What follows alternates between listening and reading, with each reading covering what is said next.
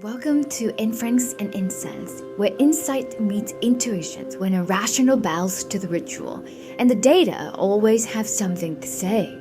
We, two data scientists, exploring one big questions each week, taking turns surprising each other with a mystery guest and a live reading. Each week, our questions is equal parts over-analysis and random curiosity. This one starts something like this.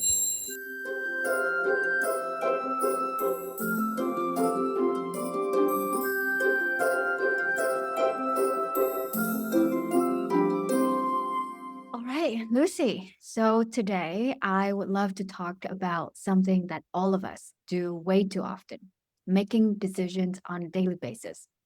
But I don't talk about the decision when we choose oat milk over almond milk. I'm talking about the big ones, the one that we all call important, the one we think that will change everything. Yeah, speaking of important decisions, what's the last truly important decisions you made, Jen? Well, beside buying a house, probably the $7 croissant that I spend every Tuesday or Saturday morning, all worth it. You're so religious and crazy about your croissants.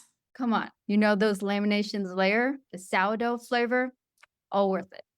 All right, you can talk this forever, but that's fair. Jokes aside, when people talk about important decisions, what do they actually mean?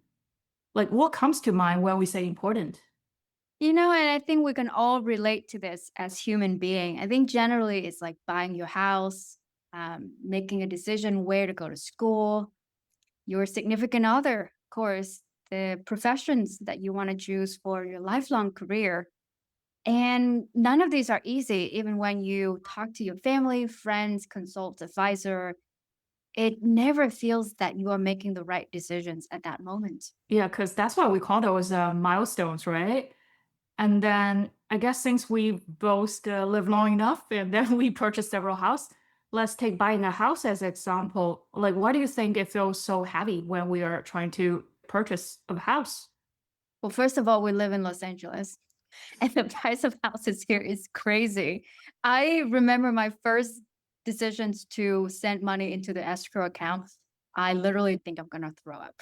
And, I think it doesn't matter the price of the house, all kidding aside, but it feels like the biggest, most adult decisions that you make. But all of the financial commitment, this is probably the biggest one that you make in your adult time. Not only that, it decide where you will have your next set of friends, your social circle, all of the events is so important on a daily basis. And I think nowadays everyone work remotely. You may not have to commute to your workplace anymore. So your house even more important, right? Like the square footage of your house is now not only your working space, your living space, but your emotional space. Ah, for sure. I still remember like the first time we got a house, seeing the price tag, I was like, that's so crazy. I wouldn't imagine me like spending a million.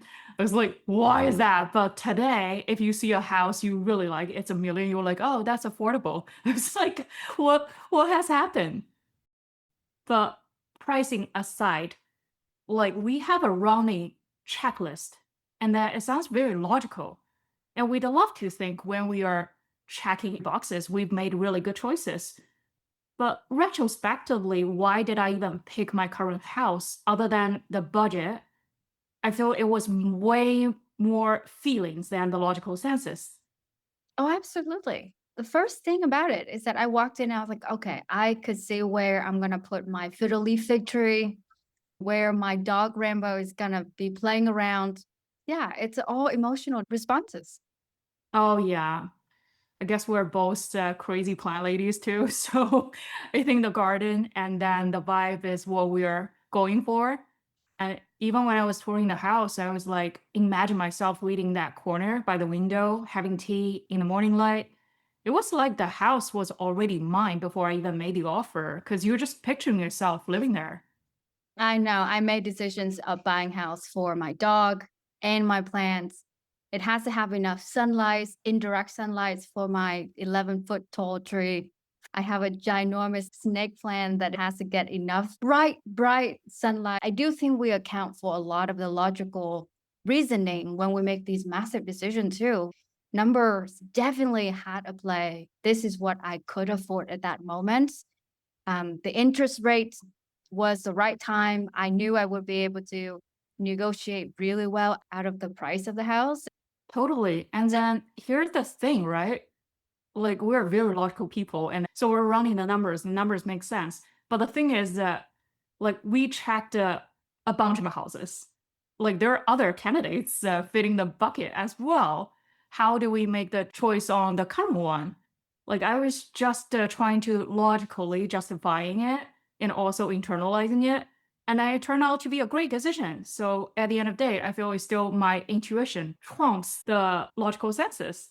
Well, and I think it's less about our capability to make decisions because I do believe most people are fairly reasonably analytical, but I think it's more about the fear of making wrong decisions. So even when you already arrived at the decision making, most people have a hard time actually deciding on the decision.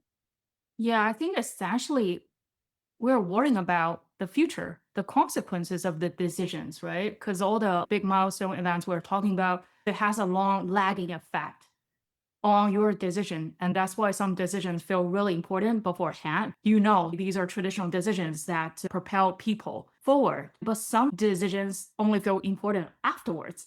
True. And I mean, when I said that I wanted to vomit because they asked for $60,000 in an escrow account, that didn't feel right after that day or that week, or even the first month after we moved in. The constant fear of, oh my God, did I make the right decision buying the house? Only years after. And we loved the neighborhood. We loved our neighbors. And we said, this is the best decision that we ever made. Same for me when I purchased the house because it's really old but charming house, right? We think we'll be happily live there forever. But as we start renovation, like your budget is no longer true. Like we quickly doubled it every day. There's new reporting issue. It's like, oh, we need to redo the entire plumbing. We need to redo the entire electricity. I was like, oh my gosh, did I really make the right decision? Have a major remodeling last year, right? Oh, that was before COVID. But now after everything was done, we were like, oh yeah, it is probably the best decision we could ever make at the time. And it's funny how, you know, thinking of how much you love the house, a month past buying the house is the best decisions. And then a few years past fixing up the house, it was the worst decisions. So how could we define things that was good or bad, important or not, over a long time horizon? Yeah, it almost feels like you have a changing post, right? The criteria changes, your situation changes, and then the importance changes over time. And if our actual decisions are way more emotional than we want to admit. So maybe the real question isn't even about how do I make the right important decisions? Yeah, I guess. It's crazy to think about this in a logical sense. Like, how do people make decision in general? What's going on the hood? If you and I could explain this process with modeling future importance, we probably have solved humanity by now. But we would also be losing a lot of important creativity in life. Because I do think the decision making, the actual process is the pursuit of happiness, is not the decision itself. Oh, I like that. Now we're trying to generalize. Why don't we just unpack this? What do you mean? Mechanics behind the decision making? Oh, yeah, we love that. We're nerds. Well, I don't think it's either or. I don't think it's purely number or gut feelings. It's probably neither and probably a lot of both. It's like pure emotional math on past data.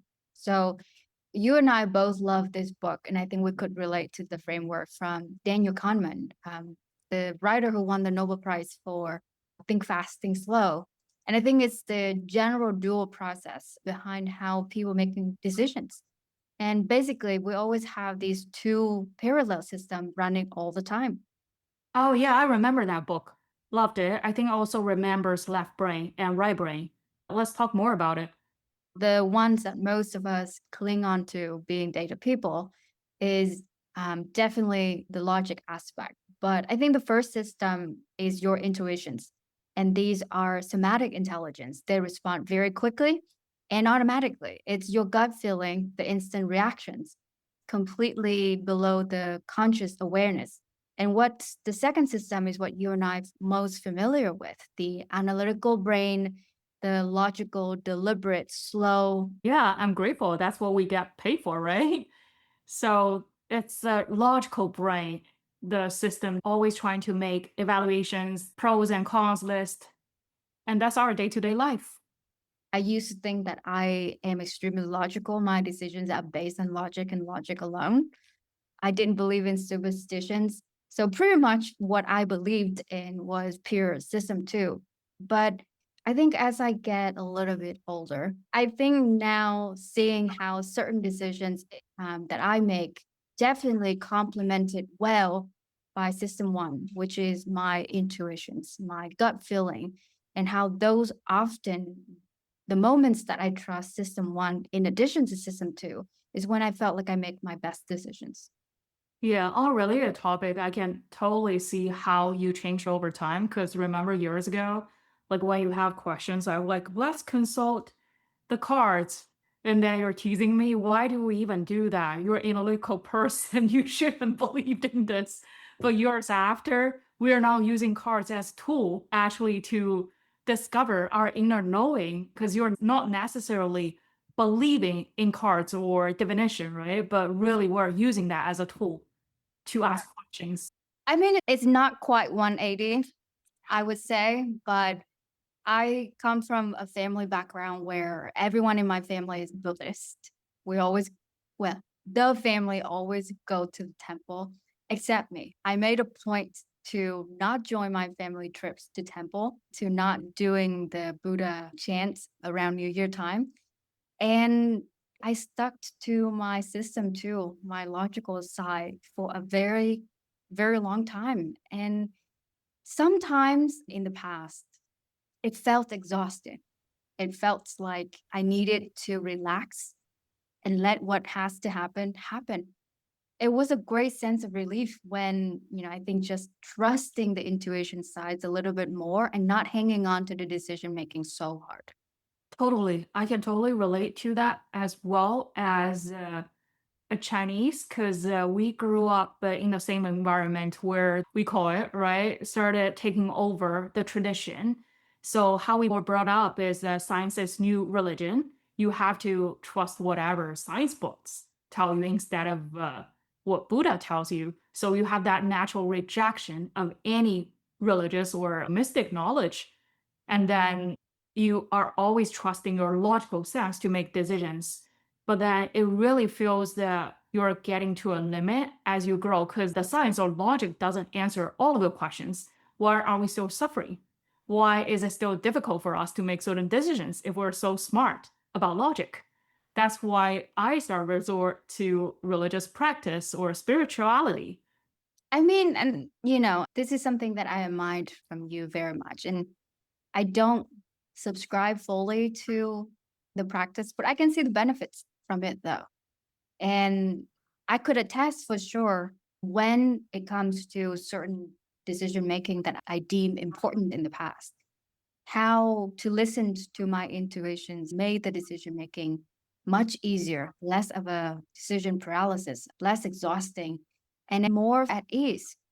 Totally, especially the book explained well. I think sometimes the system too can be depleted after overuse, right? Because it consumes a lot of brain energy on that part. And then the more you think about it, the more energy it burns. It needs to fill over time. Then there's a chance you can give it a break and then really tune into your system one to get some inner voice.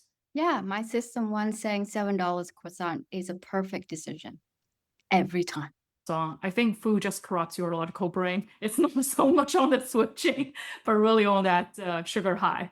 Well, isn't that the nice integrations you were talking about? Food, emotional response, logical brain. Hello, that's a beautiful corruption in my mind. Yes, for sure. That sugar overload. But can I tell you something like I actually see in my practice? Yeah, sure. Yeah, so I've been practicing like past life regressions. People come to me long after a period of decision paralysis, and then they have like a lot of conflicts, and then they don't know how to move forward. And I feel like they're really smart if you talk to them. They're very experienced, they're professionals, and then a lot of them they have spiritual practices already. They have all the data. We can consider every angle, but still they don't know what to do with the data or how to make decisions. And I say it daily that you and I have worked in data science team together for a while. Like I always tell the team is that facts does not equal information, and information definitely does not equal decisions. Exactly. So logic can tell you the best choice, but it doesn't tell you what you actually want. So I think that kind of goes back to some philosophy, which we call the wisdom beyond intellect. All right. So you might ask, how do we actually reach wisdom, right? Instead of just being smart. I think in a lot of like Eastern practices, you create space. You stop asking, what should I do? And just sit there. You sit with a question, not analyzing it to death, but observing it with clarity. So there is a practice called sampragnana, clear comprehension, where you ask what is actually happening right now. So you really focus on now, the present. That's a nice framework. And I think probably what's important from your story and to take away is that it's not a fix me up pill. It's definitely a practice in order to get you to that mental state, to get you to that one single day where you can finally let your thoughts happen and be the observant in that moment, right? So you cannot just pick it up, sit down, not asking all of the questions that you would normally, ignoring all the deadlines, ignoring all the pressure that you're feeling, and it would just happen. So, what I'm guessing from you is that it is a long practice that lead up to that moment. I think a lot of us, myself included, think that it sounds impossible when you're already stressed way beyond your control. Absolutely. That's why like meditation is not the first resolution when people are under stress. But like you said, it takes practice, years of practice to get that moment of truth. And then traditionally, when we're thinking about meditation, we're like, imagining a monk or a yogi just sitting there doing nothing. But actually, there's like thousands, if not millions, thoughts passing through as well. It's not they're like doing nothing or passive thinking. It's more of they're watching the clouds passing by and then as observant and as a third person watching the thoughts coming and going, and then eventually they reach that calm.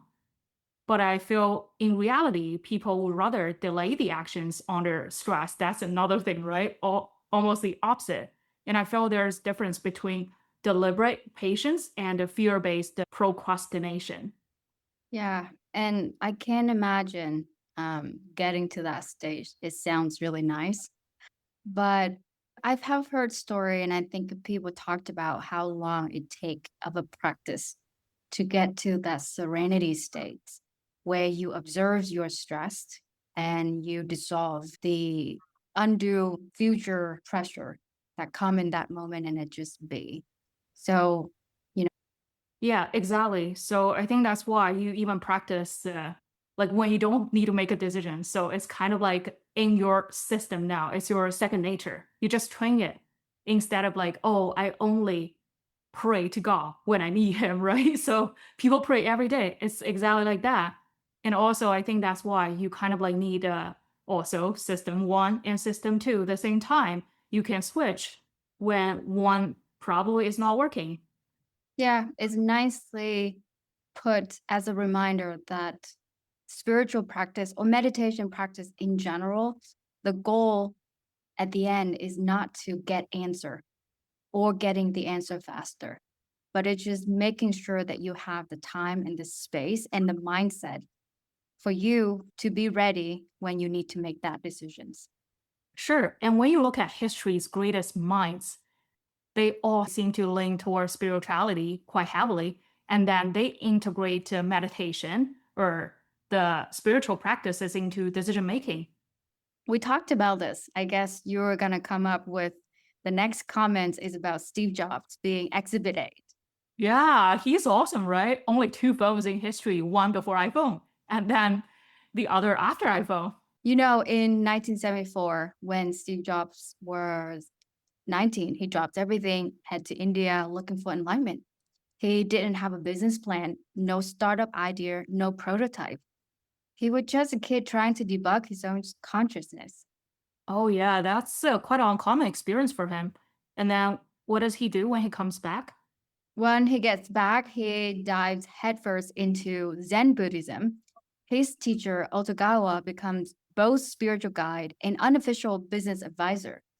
I think they also sat literally in silence together. And out of that, Jobs find clarity on Apple next big move. I mean, can you imagine pitching the next iPhone idea as a byproduct of your meditation? Oh yeah, the integration right there. I still remember the picture. Is it on Times or some famous magazine? Like Steve Jobs just sitting there in a like empty room, right? I think that's his meditation room. And then he did that for years, like on-stop every night for like hour-long meditation. And then he reads that book, Yogi's autobiography, like all the time and get inspired for all the business decisions, actually. Yeah, a story that less often told. And speaking of that book, so at his funeral, everyone walked out with that book copy. And kind of crazy to think about the guy who was behind the whole iPhone era, left behind a manual for inner software development. Yeah, it's almost like counterintuitive or very opposite than what we think about tech innovation, right? You think someone like him would use logic or science knowledge to build such thing. And that we imagine it's all about looking at consumer data, doing market research, competitive landscaping, all of these, but he did not. I'm sure they did all of that as a corporate practice and every single iterations of new iPhone development. But I get your point, and I think that Steve Jobs insisted on the opposite at the beginning. You know, I think he built by removing the redundancy, the unneeded. And I think his greatness was saying no. The best decision was not about what to do, but what to delete. That's well said. And also, if you look at his competitors, I'm sure they did the same amount of effort, like looking at data and doing research, all of those. But still, iPhone is one of a kind that disrupted entire history. And I feel it worked because Steve Jobs wasn't just adopting meditation as a productivity hack. It was actually a genuine action or practice that he consisted for lifetime that fundamentally changed how he saw reality. Yeah, and this is no longer a fad. Science confirmed it. Meditation does sharpen your pattern recognitions. Your brain recognize, connections that it used to miss. Maybe all of those Buddhist monk was early machine learning models. I bet. And we can find many examples. I think like Ray Dalio is another fascinating case. So he like complete different background, but very same principle as Steve Jobs. And then this is a guy who founded Bridgewater Associates, a 150 billion hedge fund, and then the most hardcore rational data-driven environment you can imagine. But this guy in multiple interviews saying that meditation has probably been the single most important reason for whatever success I've had. How exactly does he do his practice? So the practice he does is actually called trance meditation. He adopted practice since 1969. And that practice is you repeat a mantra for 20 minutes twice a day. So that's like 40 minutes every day for him. And then he started that way before he started Bridgewater. So we're talking about decades of consistent practice, not something he picked up after he got successful or meditation is a like thing. Does he describe the feeling after he practiced the chanting for 20 minutes? Yeah, he talked He about, Does he say that it gives him a certain feeling or a certain state of mind? I think it's more about equanimity. So, meaning like staying calm in chaos and then seeing from a higher level perspective. But here's what's interesting. Dalio's whole approach, so he writes down principles, tests them, refines them, and then automates them. Tell me more. Yeah, again, meditation, right? So he give a lot of credits to his practice because it gives him the clarity and open-mindedness to recognize patterns in markets, in human behavior, and then whether these insights come directly from meditation or just having a clear mind, he doesn't specify. But again, if someone can persist the practice 40 minutes a day for decades of years, I'm sure there's benefits. All right, can you give me some example outside of the modern business world? So I guess we got technology cover. Let's do arts. I mean, obviously Leonardo da Vinci, the artist, the inventor, the scientist, and I guess also a low-key monk. He supposedly practiced what he called contemplative observation. Basically, what he did is extreme mindfulness before mindfulness was even trending as a keyword. He would stare at the water for hours, watching how the light shifts through the dust or study how birds' wing cuts through the air. That was his meditation practice. Oh, totally, that Renaissance man. So for him, I guess observation was just like a prayer. Understanding nature was understanding God. There was no separation between scientific inquiry and spiritual practice almost. Yeah, and he journaled the heck out of it, thousands of pages. And, he was famous for a lot of anatomy drawings. But little did we not know is his philosophical reflections next to those anatomy drawing. Like imagine he would dissect a human heart, then write about it in the nature of the soul in the same breath on the same piece of paper. It's wild. Like imagine if NASA kept a poetry department for every inventions that they do. Yeah, it's still hard to imagine, even at this day, looking at his transcript. It's like, how can any man like achieve that kind of success in every aspect?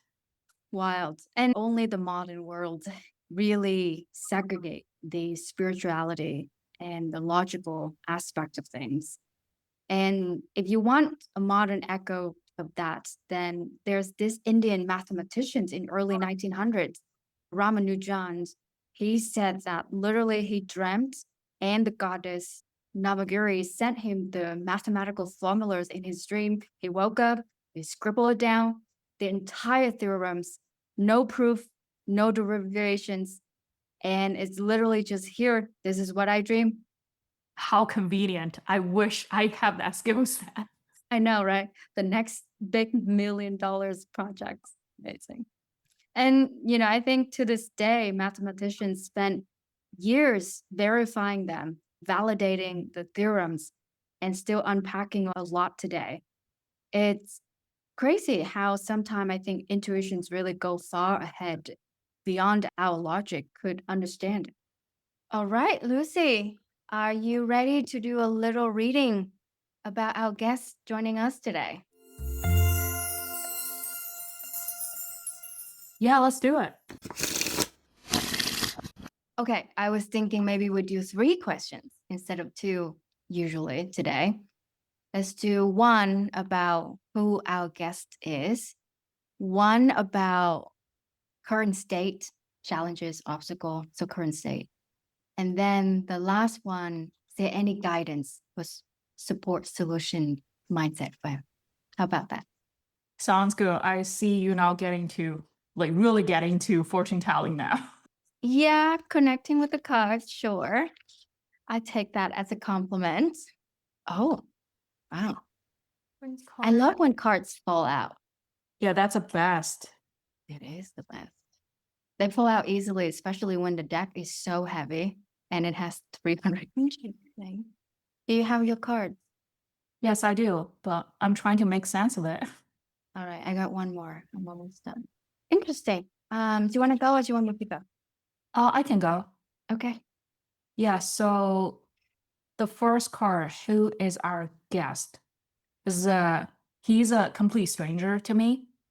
Three of Swords. An image shows three swords penetrating a heart, right? But again, we're talking about personality here.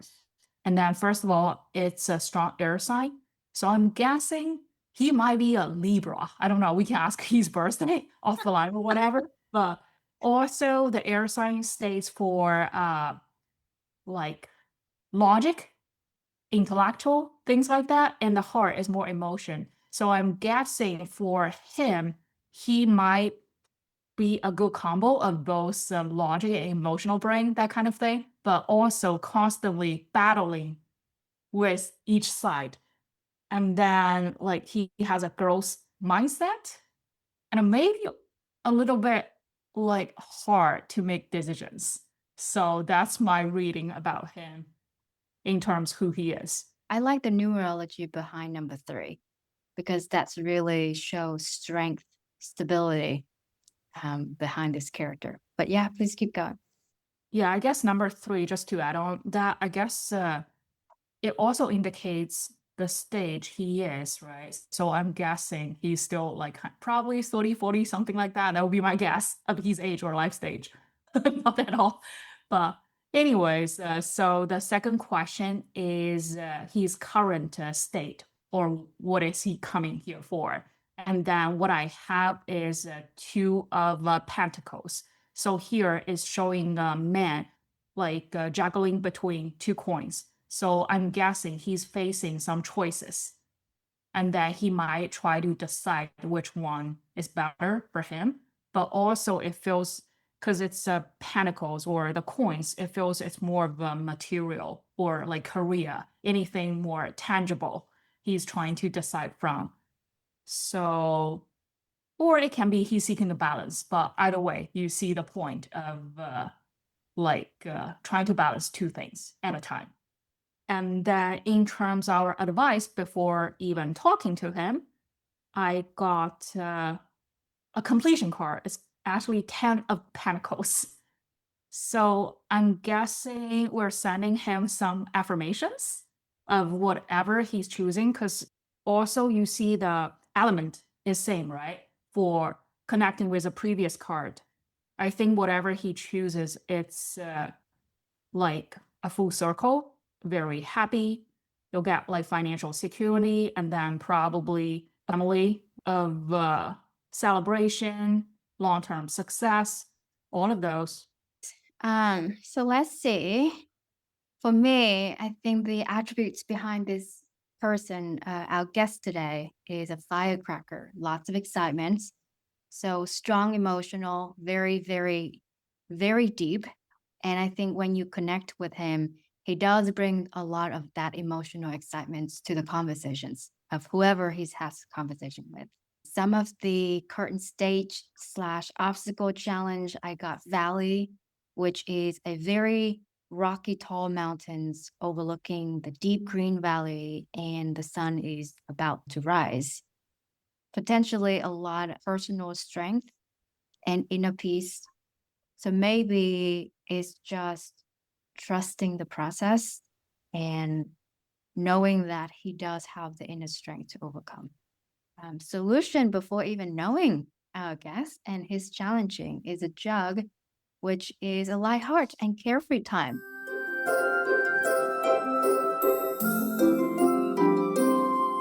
I think this is why I am very excited to introduce our guest of the episode today, Eric Nazarian. He is a filmmaker, USC school graduate, awarded the Nicholl Fellowships in Screenwriting from the Academy Awards of Motion Pictures. And he doesn't just make any films. He makes a lot of baked emotions, deep storytellings. So tell me a little bit about how your decision making in films is that mostly spiritual, or how does that drive your decisions, Eric? Hi, Jen. Nice to see you. Thank you for this lovely conversation. Hi, Lucy. It's a very good question. Thank you. It's so important, and something that's so undervalued is the spiritual act. I think we are all spiritual beings as a human race, and any part of the world you go to for millennia, We are born into different cultures and different time periods, but ultimately, for me, I believe that I look at all human beings as spiritual beings first, and then as people who belong to different cultures, because I believe there is a certain oneness that all religions and faith and art tries to search for. So everything I do is guided by an inspiration that comes from the spirit. Sometimes it comes from places I have no idea. Sometimes I'll write something and it'll take me 4 days and I'll complete it. And other times it'll take me 4 months. Sometimes it'll take 4 years. But the mystery of creativity comes from the spirit. I believe that the spirit is the engine that drives artists to create, the feelings of what we want to communicate. 99% of the time, I create images and stories because I want to express something that I can't quite find the words for. It's kind of like a love letter. Every work of art that you create, it's a love letter to the spirit. And that spirit is what's driving you to create. Because think about it, we can agree here, the three of us, and I'm sure your listeners, that 99.9% of the human population, the brain is here, right? The heart is left side of the chest, right? Your eyes are in between your nose. But where is the imagination? Where is the spirit? Where is the soul? Where do dreams live? This is the invisible. And this invisibility is what drives everything. It's what drives scientists, it's what drives artists, it's what drives engineers, filmmakers, sculptors, musicians. And so everything we do is a spiritual act. I believe that it's driven by that. It's amazing that you bring the heart, the brains, and the eyes because we see first. Mhm. But a lot of time, for big things, you feel first. And I think before this episode, we talk about somatic intelligence, the gut feeling. And in this episode, we talked about how we make life decisions, a lot of major life decisions, financials, marriage, education, on and on. We make a lot of those thinking they are logical. Do you remember the first time you walked in the house that you want to buy? It wasn't logical. It was purely emotional. So a lot of those decisions, somehow you feel the spirituality connecting to you right Mhm. away. And I love the fact that you use the word spirit because, sometimes hearing the word spirit's kind of nice and warm, heart feeling because it's like, the angels looking upon us, but there's a good and a bad. So have you ever had a story, writing or in the filmmaking, where you follow that spirit, that voice, that dreams, whatever that is, that it really scare you? It's a very interesting question. Thinking about this question is very, very precise because there's just one memory I have many, many years ago. This was about almost 20 years ago. After I graduated from USC Film School, I started writing a lot because I wanted to be a filmmaker by becoming a screenwriter first, by writing as cinematic stories as I could and finding my voice. And that was really important for me to follow in the footsteps of like what Billy Wilder did and John Huston and Terrence Malick, like my heroes, right? And I was, for some odd reason, I don't know why, it's not even my genre, but I had an image of a woman in New England who had drowned.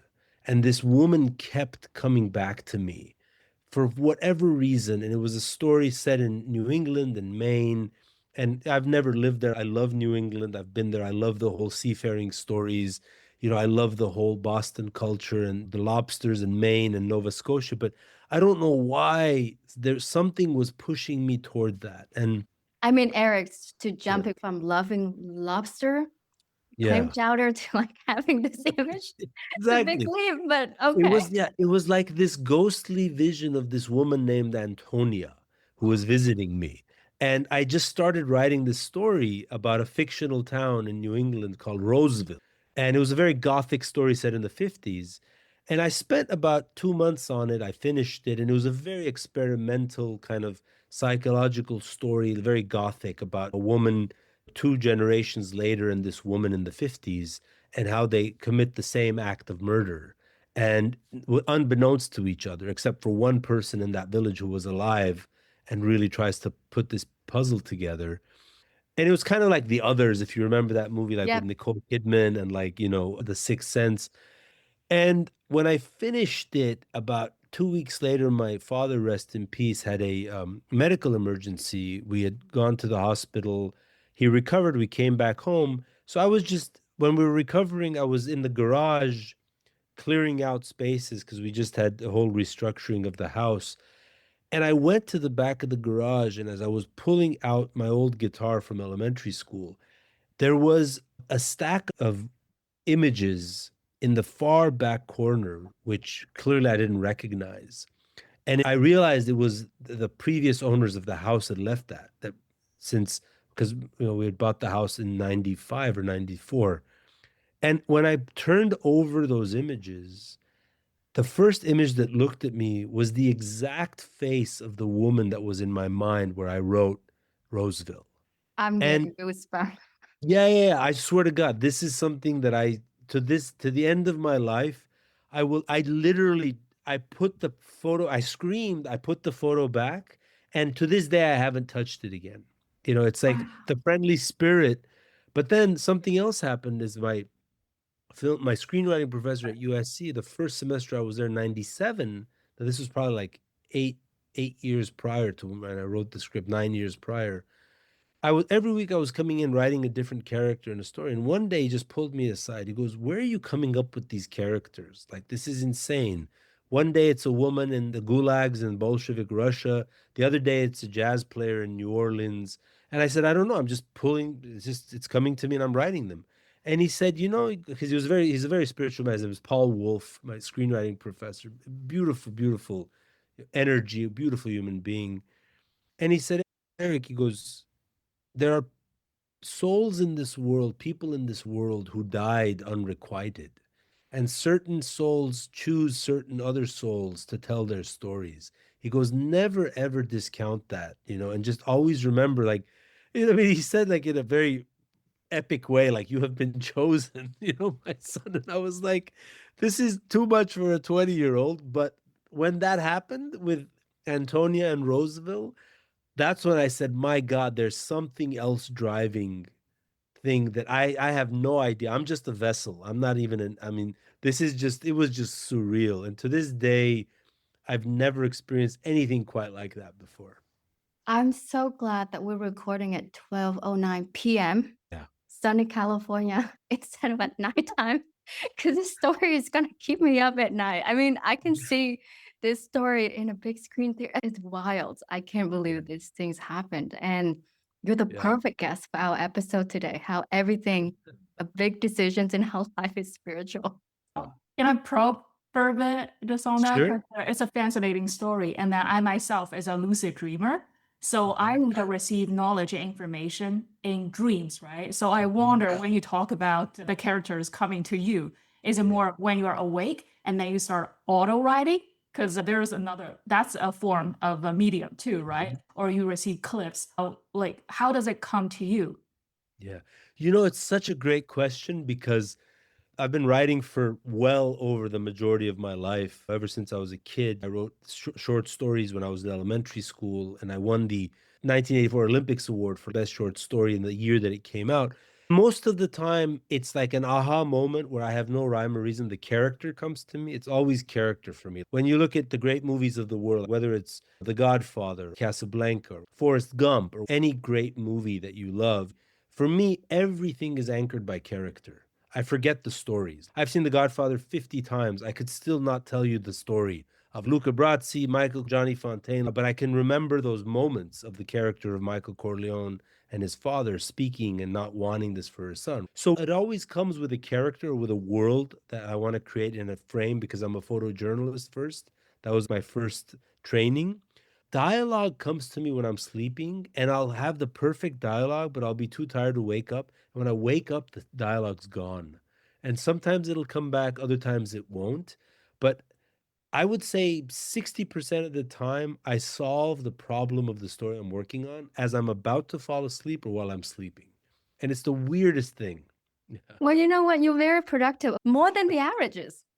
It's like I said, we didn't choose this life, my dear. It chose us. Yeah, yeah. You know, like the counter advice is that do not have a checklist before you go to bed. But I think it works the other way for you. Have a checklist, get to it, get it done, Yeah, and then wake yeah. up and keep going. Absolutely. I mean, I even have my notebook, that I always keep with me whenever the computer is not open because you have to shoot. I think Jack was right when he said first thought, best thought. I really believe in that. I think when it just comes to you, you've got to shoot it. It's like Hemingway said this too. Like the idea comes, you got to shoot it like a bird out of the sky and make sure you capture it at that moment.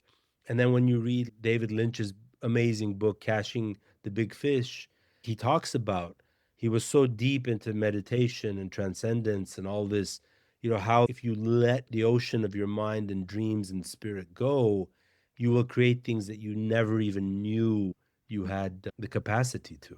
Beautiful. I had my David Lynch t-shirt this morning from Beyond Fest. I should have kept it on. Really? Yeah, That's exactly. awesome. But Eric, so I think moving on, we would love to kind of like flip the table a little bit. And we would love for you to inquire any questions. We consult the cards and we do our interpretations. And then at the end, you can either probe on or we could move on to any other questions. What type of questions generally do you? I mean, we don't have a preference. This is for you. So, I think it could be anything career, emotional, family relationship, wealth, Yeah. health. We just ask that you are genuinely curious about it. Yeah, absolutely. I mean, I guess one of the big things on my mind is what do you think will happen in the next 3 to 5 years, given the way the world is going so rapidly towards this crazy authoritarian regimes everywhere? Could this be specific about you and family, Eric? I guess the question is, there's also so much. Uh, I'm very troubled by what's happening in our society. And that's because I'm an emotional, spiritual being. I want everybody to be balanced and to have their capacity to be able to live their life and sing their dreams. But I guess that's mainly for me, it's a general question because I believe I'm a part of humanity and I believe in the idea of not asking for whom the bell tolls, like, we're all part of one planet. I worry a lot about our planet, more than Hmm. any. Yeah. All right. So I think, Lucy, I would say two cards. One is where would Eric be emotionally 3 years from now? And then the second card is just to complement the overall state of the one's being, as Eric states. Elaborate on this. I think because what Eric's, recap, and maybe I'm paraphrasing here, but I think it's hard for you to feel separately and individually when everything around you is X, Y, and Z. And I don't want to get into the specifics, right? So it's hard for you to separate yourself. Okay. So I think Eric, Lucy, that's where I think we need two cards. One is very specific to Eric, and I think within the next 3 years. And then the second one is just this general emotional state of that time. Okay, that's fair. Because general guideline is that we are using the card as a vehicle to tap into the subconscious, right? Or the spiritual world. And then again, if you don't ask specific questions, you are not going to get specific answers. That's Right. why we're trying to be relevant and frame the questions always around our guest. Right. This is very interesting. I got my first card. What do you have, Jen? Okay, I'm pulling the second one. Yeah, I got two very like almost opposite. Me too. I'm gonna try because I think the question is hinged heavily on the political climate. But I think within the first 3 years, Eric, I got the card is called the Eye, and it's the psychic ability. So I think in 3 years, just further deepening into that area of just knowing to trust the unknown. And for the second card of a general climate of that time, I got a star. So guaranteed success. But I think because of your question, circumstance is more around the political climate. So I don't think it's a success in the sense of like the success of the country or the economy or Mm. or your career, but I think if the question is around the climate, I think it's just a lot of energy is happening. I just watched House of Dynamite last night, so it's kind of scary to see the star of a second card, and I'm hoping it's not that. But a lot of emotions, a lot of things happening. But my hope now that we're putting, energy out there. How about you, Lucy? Yeah, kind of a similar story along the line. I think the first card, because right now, I think you're not too hopeful about the future. That's why the cards carries that message as well. Because I got 10 of swords. So it's illustrating 10 swords on one single man. The man's lying on the ground, right? So I think, first of all, you will be upset about the political environment 3 years from now, or the environment, like, because it kind of like carries through the same emotions from now. You're just not too happy or not satisfied about that situation. But also, Tam Swords suggests the ending of it. So whatever is happening couldn't be worse, and then you'll be like bouncing back. I think that's a positive side of it. So it's a ugly ending, like 3 years from now, whatever you're experiencing or you're seeing, but at least it's a finishing point that like we are moving forward. Well, And and I think, the numerology of 10 is not just about the ending, but it's a cycle. exactly, And closing out the cycle is also the same thing as opening up the next phase. So I think it's just source also the element of intelligence, thoughts. And I think it's just reaching that highest state of that element. yeah, because I think also, because if you think about the current stage, a lot of people are awakening, like more and more people are open to the spirituality of the world, right? So the Ten of Swords can also indicate event of disruption. Maybe aliens are visiting us, 3 years from now. Right. So it's just an ending of something, but a beginning or a new event of other things. Right. Yeah. It's like the sword, the sword is a very powerful image because as a writer, you have the pen versus the swords. And I think, the darkness, must be the purpose to finding the light.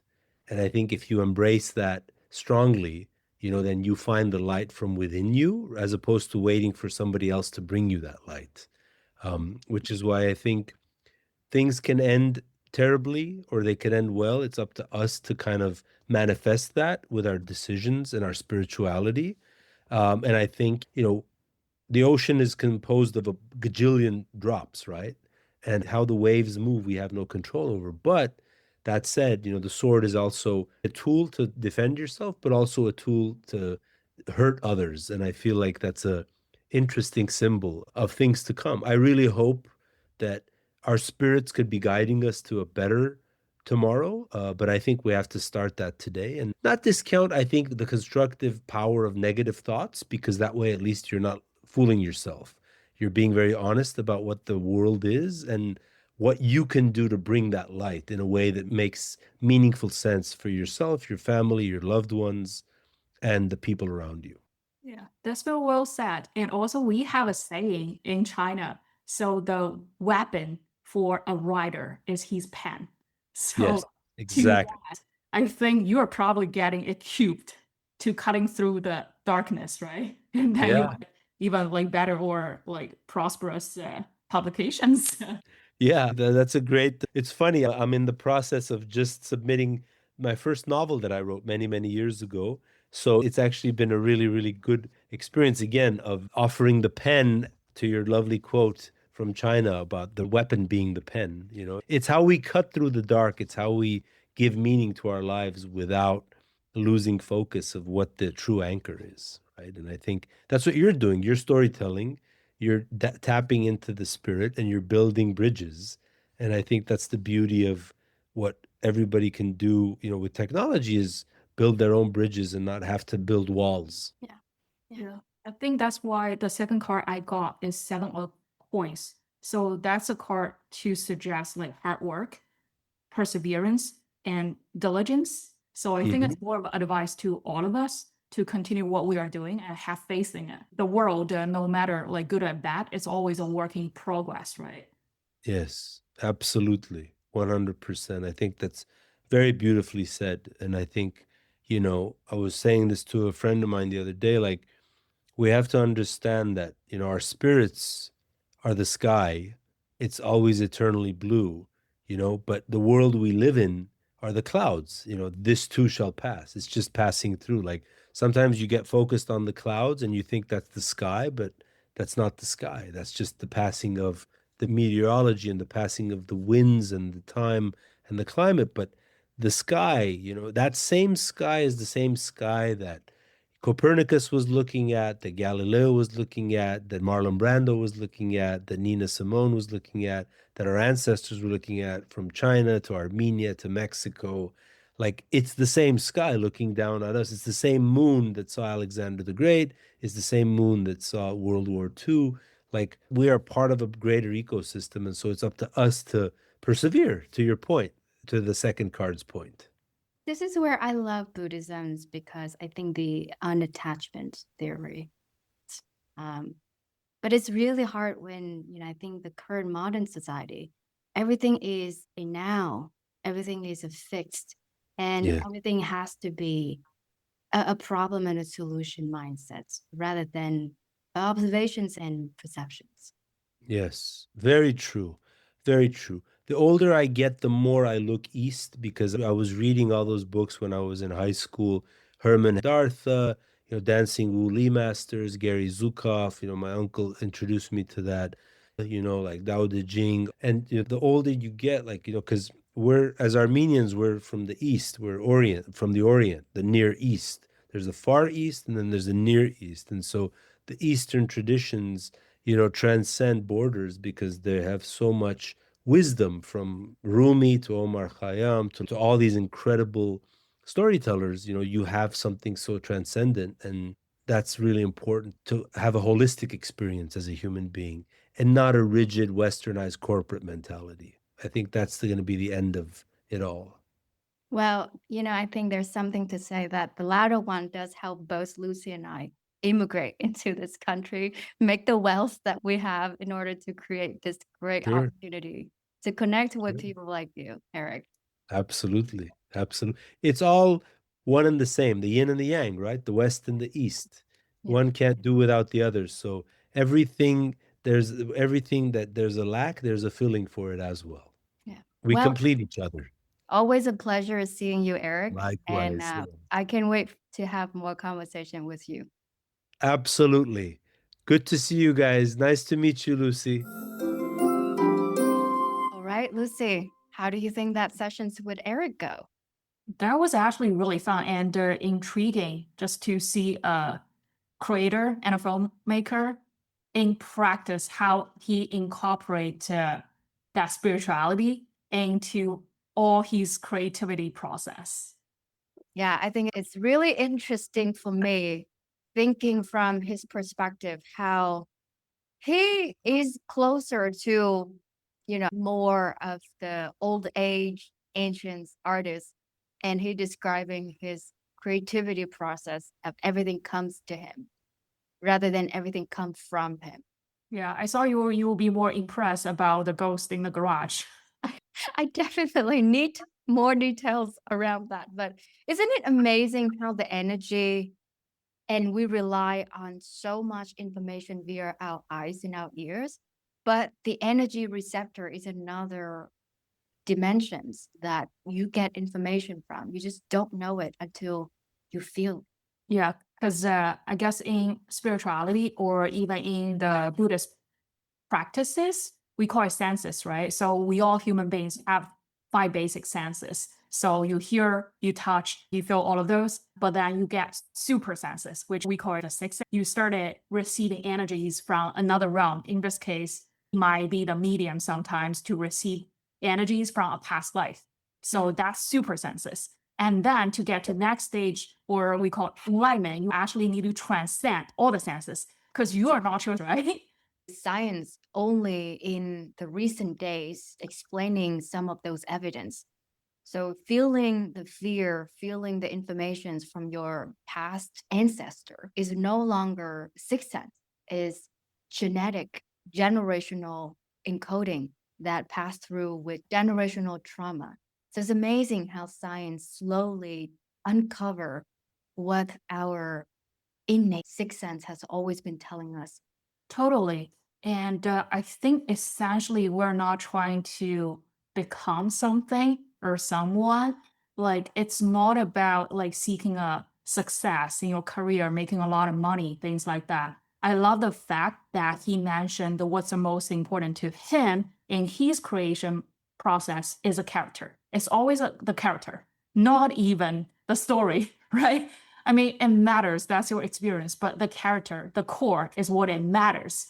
So I think maybe that's a real art of decision maker. It's not about choosing the right path, but really to explore who you are, the core of every one of us. Yeah. And, the decisions through logic or emotional state is not one or the other. And it's always for him allowing whatever comes first and whatever feels truest to him. And that would take the center stage of his story, of his character, of his writing for the next movie. And I think that's kind of very in tune and compatible to our story of the episode today. Totally. And then that's essentially what we're aiming for as human race, right? And I guess I want to close it out with the famous comparison or the Zen wisdom. Because are you the mirror reflecting the reality, or are you the image in the mirror? Because that's how we see the world. If you are the mirror or the vehicle, you are reflecting everything you see. Sometimes there's a dust in your mirror, but you see that on your face. You think the dust is you. It's just like the cloudness, muddiness in your day-to-day thoughts. But then if you wipe it out and just see as is, you get better clarity. And then at the end of the day, you're not the mirror either. So I wish all of us can really find the true self along the way. Beautifully said, Lucy. All right. I think that's all that we have the time for this episode. Tune in next time for Seeking Enlightenment with Artificial Intelligence.